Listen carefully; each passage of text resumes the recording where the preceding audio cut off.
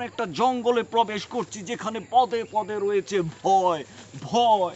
দেখুন বাঘের পায়ের চাপ রয়েছে এখানে। আমরা সামনে হাঁটতে থাকি, এখানে কি আছে চলুন আমরা দেখব। দেখুন এই বনটা কত শান্ত, নীরব, স্নিগ্ধ, কোমল বাতাস বইছে।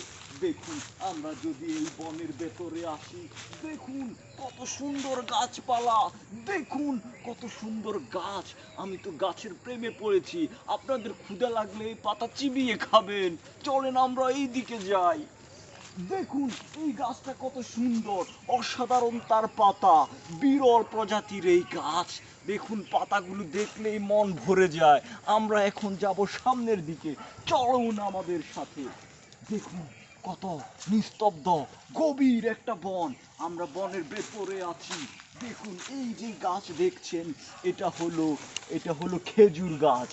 এই প্রজাতির গাছ পাওয়া যায় না। দেখুন এই জঙ্গলে কেবল এই গাছটি পাওয়া যায়। কত সুন্দর। দেখুন গাছটির পাতাগুলো কাঁটাযুক্ত, গায়ে ঢুকে যেতে পারে, তাই সাবধানে গাছগুলোর সাথে হাঁটবেন।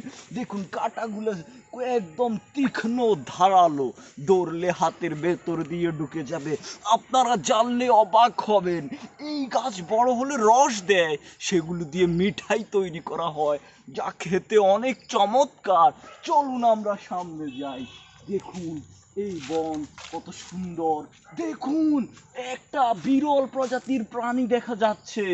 দেখুন প্রাণীটা কত চমৎকার। চলুন আমাদের সাথে। আমরা সামনে হাঁটছি। দেখুন কত সুন্দর এই বন। এই বনের চারপাশে রয়েছে হাজারো হাজারো গাছ। এদিকে সন্ধ্যা ঘনিয়ে আসছে, সূর্য নেমে যাচ্ছে। এখনই আমাদের বাঁচা মরার লড়াই। আমরা এখনই একটা ক্যাম্পিং করতে হবে। যদি ক্যাম্পিং করতে না পারি তাহলে এখানে রাতে আমাদেরকে সিংহ খেয়ে ফেলবে।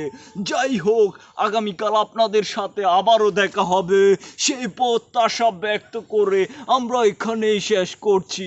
আল্লাহ হাফেজ।